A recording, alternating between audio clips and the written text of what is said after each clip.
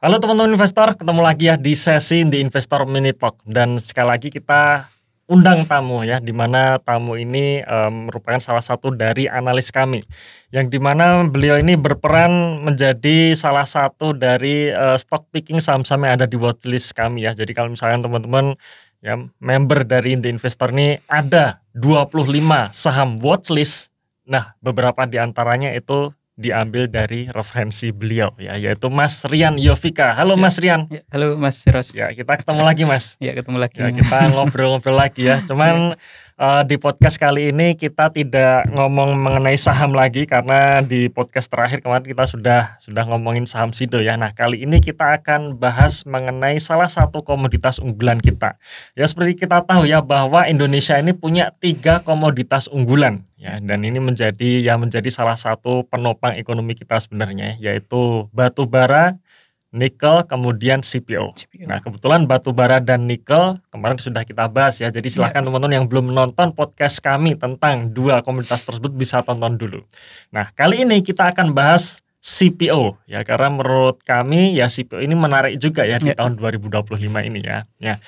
Cuman sebelum kita masuk ke pembahasannya ya, sekali lagi silahkan teman-teman subscribe dulu bagi yang belum subscribe ya. Dan silahkan teman-teman download ebook watchlist kami dulu, karena di ebook tersebut ya kami sudah merilis ebook yang bisa teman-teman nikmati secara gratis ya, dimana isinya ada 3 saham under value dan juga ada pengetahuan atau insight tentang investasi jangka panjang. Bagaimana sih caranya kita menjadi seorang investor jangka panjang yang baik dan benar. Nah, itu ada dalam watchlist tersebut ya. Jadi sekali lagi silahkan teman-teman download dulu, linknya di bawah ini ya. Oke, langsung masuk saja Mas Rian tentang CPO. Jadi kali ini kita akan bahas CPO. Jadi kalau kita lihat harga CPO secara historinya ya, CPO ini kan menarik, terutama pasca COVID. Pasca COVID sempat booming juga. Waktu itu boomingnya bareng dengan batu bara dan nikel ya, dimana sekitar tahun 2021 harga CPO pernah menyentuh sampai level 7.000 Malaysian ringgit per ton. Cuman seiring berjalannya waktu turun nih ya, turun sampai ke level 4.000-an, dan ke 4.000-an ini cukup lama sampai akhirnya di akhir tahun kemarin, periode sekitar ya bulan September gitu ya, akhir tahun 2024 kemarin sempat rebound sampai ke level 5.000 tuh ya, dan membuat ya beberapa saham-saham emiten CPO ini naik ya, sebelum akhirnya ya kembali turun di awal tahun 2025 ini. Nah, kira-kira apa tuh Mas penyebabnya? Kenapa kok harga terutama di akhir tahun kemarin tuh sempat rebound? Gimana Mas Rian? Ya, terkait harga CPO ya Mas Ros. Ya. Yang akhir tahun 2024 ya sekitar Oktober, November itu naiknya kenceng ya. Jadi dari sekitar 4.000-an ya tadi, 4.000-an ke 5.000. Nah, terus apa pendorongnya? Dan pastinya kan banyak yang tanya ya, karena itu juga berdampak ke kinerja emiten CPO. Karena kalau kita lihat ya mungkin yang kinerja Q3-nya itu kan juga sudah mencatat kinerja yang bagus ya, secara QI itu sudah bagus ya, apalagi di full year-nya atau di Q4-nya. Nah, terus apa penyebab harga CPO bisa naik tinggi gitu ya sampai ke 5.000 Malaysian ringgit per ton. Gitu. Nah, sebenarnya kalau kita lihat ya tetap ya sesuai dengan hukum ekonomi ya Mas Eras ya, intinya kalau permintaannya itu tinggi gitu ya, kemudian penawarannya itu mungkin stabil atau malah turun, itu juga akan membuat harga suatu produknya itu mengalami kenaikan gitu ya. Nah, kalau kita lihat dari CPO ya, nah mungkin kita bisa lihat di Indonesia ya, seperti Mas Eros bilang tadi ya. Jadi Indonesia itu di tahun 2023, yaitu dari sumber yang saya ambil dari Gapki ya, itu Indonesia produksinya berkontribusi sebesar 61%. 61% terhadap produksi global ya. Produksi global. Nah, jadi di situ ya luar biasa. Kemudian mungkin kita juga bisa melihat ke negara tetangga ya, itu Malaysia. Nah, itu Malaysia juga sampai ke 22% kontribusinya. Jadi kedua negara ini punya kontribusi yang besar, Mas Eros. Indonesia dan Malaysia ya. Indonesia dan Malaysia, tapi tetap mayoritas Indonesia sampai 60%. Wow. Nah, kalau kita melihat data produksi ya, data produksi CPO, kemudian data ekspor di akhir tahun 2024, itu ya cukup menarik.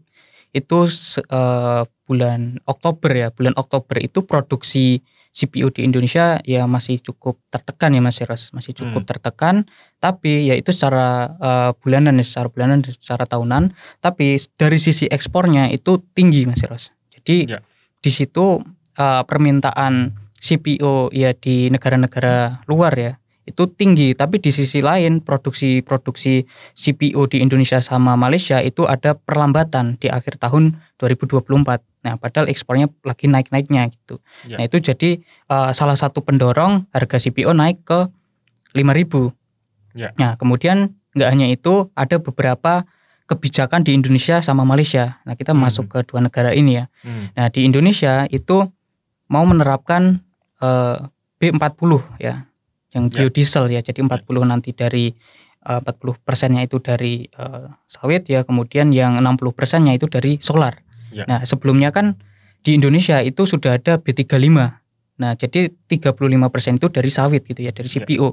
Nah, nanti di 2025 ya atau 2025 ini itu menjadi 40%. Nah, itu kan di situ ada gap ya Mas Eros. Ada gap kenaikan. Nah, padahal Indonesia itu kan kalau kita melihat dari produksinya tadi ya itu kan tinggi. Nah, kalau ekspornya di secara global itu naik di akhir tahun 2024, kemudian Indonesia ada kebijakan B40, yang mana kalau B40 kan permintaan dalam negeri meningkat ya Mas Eros. Jadi 35% ke 40%. Dan itu kalau kita perhatikan ya, jadi perhitungannya itu seperti ini Mas Eros. B35 itu membutuhkan CPO sekitar 12 juta ton. Itu. Nah, kemudian dengan B40 itu nanti akan ada kenaikan sekitar 1,5 sampai 2 juta ton. Nah, padahal ekspor Indonesia untuk CPO itu sekitar 23 sampai 25 juta ton. Nah, jadi kalau misalkan yang diekspor itu ada penurunan karena Indonesia mau memenuhi dalam negeri, ya yang melakukan impor pastinya kan bingung. Wah, ini kita nggak bisa memenuhi CPO. Tuh, nah otomatis harga CPO-nya ya bisa naik kayak gitu karena permintaannya kan makin tinggi. Nah, itu jadi dengan adanya kebijakan B40 itu juga jadi pendorong harga CPO di tahun 2024 itu naik sampai ke 5.000 ya. Itu kan untuk B40 itu ya informasi ya, itu diterapkan atau mandatorinya itu untuk implementasi memang 1 Januari 2025 Mas Eros. Tapi ternyata itu untuk implementasi secara menyeluruh itu baru Februari. Nah, kenapa ya? Karena peralihan dari B35 ke B40 itu butuh waktu. Stok B35 ini butuh waktu Mas Eros untuk dijual.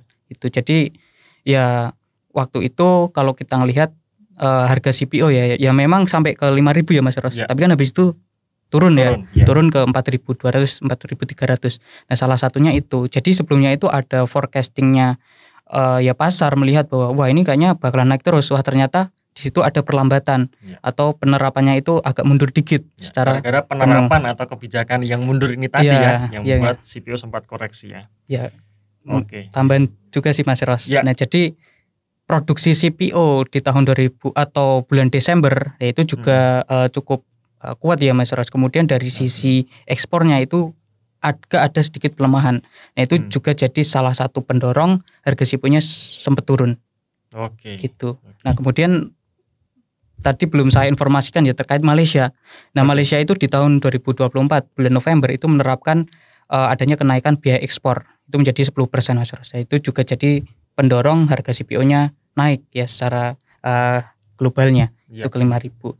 Nah, terus kalau saat ini ya mungkin kita langsung masuk ya Mas Eros ya terkait yang update-nya sekarang ya sampai ke 4.500 ya. Soalnya kan sempat turun ya. Sempat turun dan rebound kan ya. Bulan Maret ini kan sempat rebound kan ya. Ya, sempat saat ini sudah mengalami rebound ya. Sebenarnya reboundnya ini ya karena ada beberapa pendorong Mas Eros. Nah, itu salah satunya dari yang masuk musim Ramadan ya. Musim Ramadan itu juga bisa menjadi salah satu pendorong untuk CPO ini menguat harganya itu di tahun 2025 ini. Itu juga menjadi salah satu pendorongnya. Itu. Faktor Ramadan membuat CPO, permintaan CPO naik ya. Oke. Nah, tadi kan Mas Rian bicara mengenai Indonesia dan juga Malaysia. Indonesia itu menyumbang 60% produsen 60%. CPO global, Malaysia 22% ya.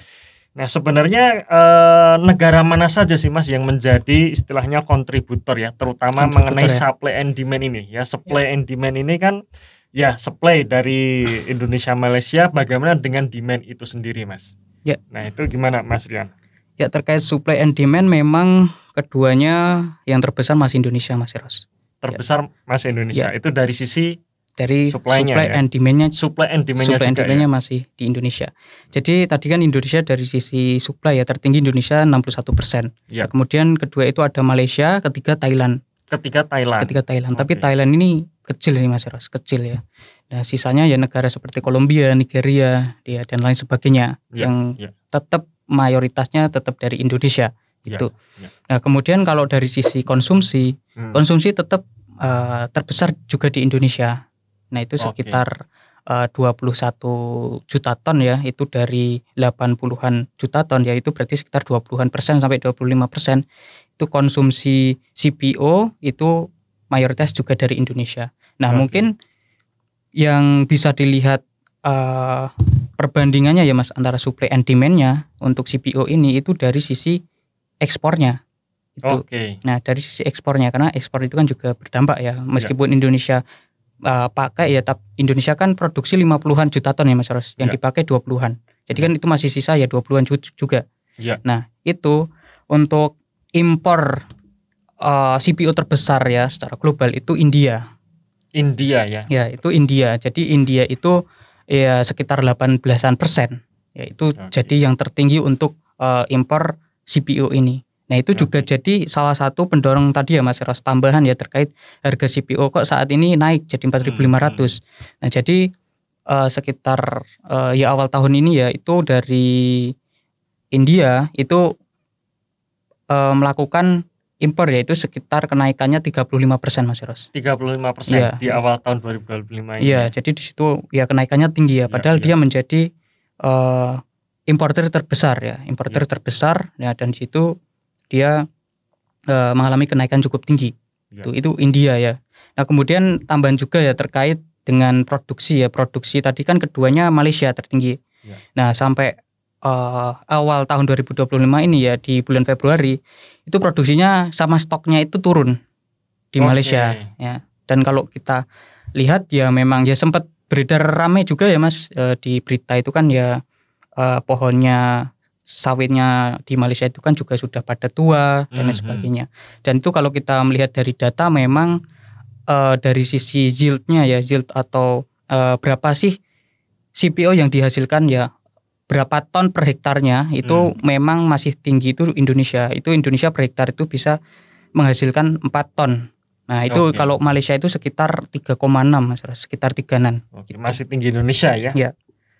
Jadi ya di situ ada produksi yang turun lah di Malaysia, padahal dia jadi produsen terbesar kedua. Jadi produksinya sedikit melambat di awal tahun 2025 ini, sedangkan permintaannya naik, terutama dari India sebagai importer terbesar gitu ya. Importernya. Ya, kalau China sendiri kira-kira gimana Mas? Ada pengaruh nggak nih? Kalau China memang ada pengaruh ya Mas Ros. Cuman tetap dari sisi impor itu ya masih besar India. Masih besar India. Tapi memang Cina ini masuk ke urutan kedua, yaitu untuk impor ya. Ya. Jadi kalau tadi saya bilangnya kan ya ekspor itu maksudnya Indonesia ekspor karena kan dia terbesar. Nah, pastinya kan di situ ada pengaruh ya ke ekspor mana gitu.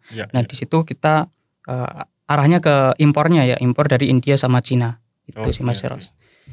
Ya. Menarik ya, karena rebound di awal tahun 2025 ini karena memang dari sisi supply-nya agak turun, tapi demand-nya pas naik gitu kan ya. Terutama tadi yang menarik salah satunya adalah program pemerintah ya, di mana dari tadi tahun 2024 itu B35 naik ke B40 yang otomatis ini akan mendorong permintaan CPO dalam negeri. Gitu kan ya. Nah, kira-kira nih Mas, kalau kebijakan ini pengaruhnya akan seperti gimana ini Mas? Jadi maksudnya apakah hanya dengan gara-gara kenaikan dari B35 ke B40 itu saja bisa mempengaruhi kenaikan harga CPO atau tidak, atau ya ini hanya sekedar ya kebijakan tambahan aja ini? Kira-kira gimana Mas Rian? Kalau menurut saya itu tetap ada dampaknya ya Mas Ros. Itu kan juga berkontribusi sekitar ya 1,5 sampai 2 juta ton ya. Penambahannya ya, penambahan 1,5 sampai 2 juta yang, ton. Konsumsinya di Indonesia. Nah di sisi lain kan ekspornya turunnya segitu. Itu Mas Ros. Jadi itu kan ya untuk memenuhi dalam negeri. Jadi kalau stoknya di luar Indonesia itu katakanlah turun, padahal permintaan secara globalnya masih sama katakanlah ya, itu ya harga CPO-nya juga akan mengalami kenaikan. Oke. Ya, jadi memang salah satu kebijakan ini ternyata bisa mempengaruhi supply dari CPO global ya. Gara-gara permintaan dalam negeri tambah, ekspornya berkurang, sedangkan permintaan luar negeri katakanlah sama. Katakanlah sama. Apalagi nanti kalau harapannya China ekonominya pulih gitu kan ya. India kan juga termasuk ekonomi yang bagus kan ya. Kenaikannya di tahun kemarin 7%, ya harapannya nanti China pulih mendorong permintaan harga CPO naik juga ya. Walaupun sebenarnya kalau harga CPO naik ya nanti berujung ke harga minyak goreng juga nih sebenarnya salah satunya ya. Bisa naik juga gitu ya. Cuma nanti akan kita lihat ya, karena memang CPO ini menarik ya. Jadi buat teman-teman sekalian nih, ini juga salah satu hal yang berbeda ya, komoditas yang cukup unik dari CPO ini. Kalau kita bicara mengenai batu bara ataupun nikel, secara gampangnya dalam tanda kutip ya, secara gampangnya kalau mau naikin produksi tinggal tambah keruk aja kan gitu kan ya. Tapi berbeda dengan CPO ini kan, kalau CPO ini ketika permintaannya naik maka tidak langsung otomatis bisa menaikkan produksinya. Kenapa? Karena harus nanam pohon baru. Kira-kira gitu kan ya Mas Rian ya. Betul, Mas. Nanam pohon baru dan itu butuh waktu mungkin 4 tahun sampai 5 tahun pertama baru pohonnya panen, baru bisa kapasitas produksinya naik. Gitu ya. Jadi untuk menaikkan supply dari CPO ini juga tidak mudah ya, tidak segampang kalau misalkan batu bara atau nikel ya, tinggal keruk ya. Itu gambaran umumnya mengenai emiten mengenai komoditas CPO ini ya. Oke, nah selanjutnya Mas Rian ya, kita bicara mengenai proyeksi. Ya, sekarang gimana nih kira-kira proyeksi tahun 2025 ini mengenai harga CPO itu sendiri? Gimana Mas menurut Mas Rian? Kalau untuk proyeksi harganya ya Mas, itu ya saya baca-baca dari beberapa sumber ya, itu untuk proyeksi harganya itu bisa mencapai ya sekitar 4.800 sampai 5.000 itu di tahun 2025. Itu masih ada potensi ke harga segitu. Nah itu didorong oleh apa ya, seperti tadi ya Mas, ya ada bulan Ramadan, kemudian produksi itu masih ada potensi melemah ya, salah satunya di Malaysia tuh. Karena kan ya itu tadi ya, pohonnya itu sudah pada tua Mas Ros. Ya, jadi hasil produksinya akan jadi rendah. Ya beda mungkin dari Indonesia masih ya ada potensi kenaikan produksi tuh. Tapi dengan kontribusinya Malaysia sampai 20% ya, itu ya masih cukup besar ya, 20% itu masih cukup besar. Nah, jadi untuk tahun 2025 ini ya dari sisi harga CPO itu masih ya ada potensi. Ya masih ada potensi ya, katakanlah 4.800 itu. Nah, kemudian terkait B40 ya, B40 itu sebenarnya masih bisa juga ya Mas Ros. Karena kan itu baru Februari ya, baru Januari belum full, Februari harapannya implementasi secara penuh. Nah, itu kan nanti masih sampai akhir tahun 2024 ya. Jadi ya mungkin nanti kalau misalkan ada produksi yang dari Malaysia beneran turun, B40 sudah penerapannya sudah full, itu juga bisa mendorong harga CPO. Itu. Oke. Jadi kemungkinan besar ya ada potensi naik Mas. Ya, masih ada potensi dengan naik. Catatan tadi ya, skenario tadi ya. B40 berjalan kemudian menunggu sampai kapasitas produksi di Malaysia naik lagi, ini kan juga butuh waktu gitu ya, sehingga terjadi gap antara supply and demand yang membuat harga CPO berpotensi naik. Cuman ya tentu saja kita nggak tahu kan ya masa depan nanti seperti apa. Bisa jadi nanti ada skenario lain. Ya bisa jadi berubah ya, cuman paling tidak guidance-nya kita tahu nih antara supply and demand seperti apa gitu ya. Nah, menariknya kalau harga CPO naik, otomatis biasanya emiten-emiten CPO ini juga diuntungkan gitu kan ya. Nah, kira-kira pendapat Mas Ian gimana nih tentang potensi kinerja ya dari emiten-emiten CPO, baik itu full year 2024 karena sebagian belum keluar kan ya, maupun sampai 2025 ini? Ya, untuk potensi kinerja ya, untuk potensi kinerja. Jadi untuk emiten CPO ini menurut saya yang paling menarik di luar emiten emas, gitu ya. Tapi kalau kita melihat emiten emas kan ya cuman beberapa ya Mas yang harganya pada naik ya. Tapi kalau CPO ini kayak terlihat banget gitu ya. Kinerjanya benar-benar terlihat dari kenaikan harga CPO itu. Nah, jadi kalau kita bandingkan sama nikel, batu bara itu kan masih tertekan ya tahun ini. Nah, kalau CPO kan udah terbukti dia naik. Ya otomatis ya mungkin nanti ada dorongan ya untuk harga sahamnya emiten CPO juga pada naik. Jadi sebenarnya cukup menarik juga untuk emiten CPO ini. Nah, terkait dengan kinerja emiten CPO untuk full year tahun 2024 itu kalau prospek atau menurut saya itu bagus ya Mas Ros. Bagus banget. Karena kalau kita lihat dari rilisnya ya beberapa ya misalkan dari TAPG, kemudian LSIP, AALI, itu laba bersihnya naiknya ya cukup signifikan ya. Kalau untuk TAPG sama LSIP itu 90-an%. 90% ya, itu secara full year. Tahunan. Ya, secara tahunan. Ya, untuk full year secara tahunan. Nah, kalau secara QOQ itu bisa TAPG ya itu sekitar 100-an%, LSIP itu 200-an% naiknya. Itu secara QOQ-nya untuk Q4 dibandingkan Q3. Jadi itu sangat bagus ya. Di lain sisi untuk AALI ini sebenarnya dari sisi laba kotornya bagus ya Mas Ros. Dari sisi laba kotor itu bisa naik cukup kenceng ya. Tapi ya ada beberapa beban lain yang membuat laba bersihnya untuk bottom line-nya itu ya masih naik tapi enggak setinggi TAPG sama LSIP gitu ya. Jadi ya memang benar itu akan berdampak positif. Tapi kan kalau kita lihat emiten tetap harus lihat perbandingan kinerja yang lain, misalkan apakah beban bunganya tinggi, kemudian apakah ada kerugian kurs, itu kan harus dilihat juga. Tapi kalau ngelihat dari laba kotornya aja udah naik tinggi, berarti itu kan ya ada dampak dari kenaikan harga CPO. Gitu. Jadi untuk prospek tahun 2024 itu sangat bagus Mas Ros. Itu untuk 2024. Nah, untuk 2025 ya kita lihat untuk harga CPO itu di 4.200 sampai 4.500 ya Mas Ros. Ya 4.300 4.500. Itu kalau kita bandingkan sama dengan harga CPO awal tahun 2024 ya di Q1-nya itu masih tinggi sekarang. Karena kan ya sebelumnya kan ya sekitar ya 4.000 atau sekitar 3.000-an. Sebenarnya kan harga CPO kan ya sebelumnya di situ ya Mas, stabil di 3.600. Nanti ke 4.000 turun lagi gitu.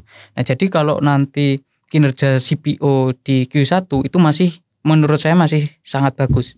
Karena ya harganya itu masih ada gap Mas Ros, masih ada gap yang cukup tinggi. Nah, terus gimana dengan full year-nya? Nah, full year-nya ini kalau misalkan tadi forecast-nya harga CPO bisa ke 4.800 atau 5.000 dan itu katakanlah terjadi dalam satu semester atau mungkin sampai Q3 nanti harganya masih di situ, itu masih ada potensi kenaikan kinerja laba bersih emiten CPO tahun 2025 dibandingkan tahun 2024. Kenapa? Karena harga CPO yang di trading economics itu kan naiknya baru akhir tahun 2024 gitu. Jadi ya harapannya sih harga CPO masih bisa bertahan ya dalam waktu yang ya beberapa waktu lah lebih lama gitu. Ya itu sih Mas Ros. Jadi untuk forecast-nya untuk tahun 2024 ya bagus banget. Nah, untuk 2025 ya bagus gitu. Nanti kita sambil menunggu harga CPO-nya. Kalau sampai ke 5.000 beneran dan agak lama time frame-nya itu ya harganya itu bisa bagus banget juga. Bisa bagus banget ya. Oke. Nah, ini buat teman-teman para holder emiten CPO ya. Jadi jangan lupa untuk mengupdate bagaimana harga CPO itu sendiri ya. Karena memang kalau teman-teman punya emiten-emiten CPO, otomatis salah satu faktor pendorong kinerja itu naik atau tidak ya salah satu faktornya adalah harga CPO itu sendiri. Ya. Di sisi lain ya mungkin kita bicara mengenai volume produksi, volume penjualan itu biasalah ya, terutama mengenai umur tanaman ya. Jadi kalau teman-teman para holder emiten CPO juga perlu ngecek nih kira-kira umur tanaman dari emiten-emiten CPO yang teman-teman pegang ini pada umur prima atau udah tua nih kan gitu. Jangan-jangan udah tua. Kalau mayoritas sudah tua berarti kurang menikmati dampak dari kenaikan CPO. Ya, itu juga perlu dipertimbangkan ya. Benar. Nah, oke, menarik sekali obrolan kita pada podcast kali ini Mas Rian ya, dan mungkin karena waktunya juga sudah cukup panjang ya. Kita kita cukupkan dulu podcast pada kali ini. Ya, dan terima kasih buat teman-teman yang sudah nonton video ini, nonton podcast ini sampai selesai ya. Jangan lupa untuk subscribe, ikuti terus channel kita, dan jangan lupa juga untuk download ebook watchlist-nya ya. Oke, terima kasih. Kita jumpa di podcast berikutnya ya. See ya.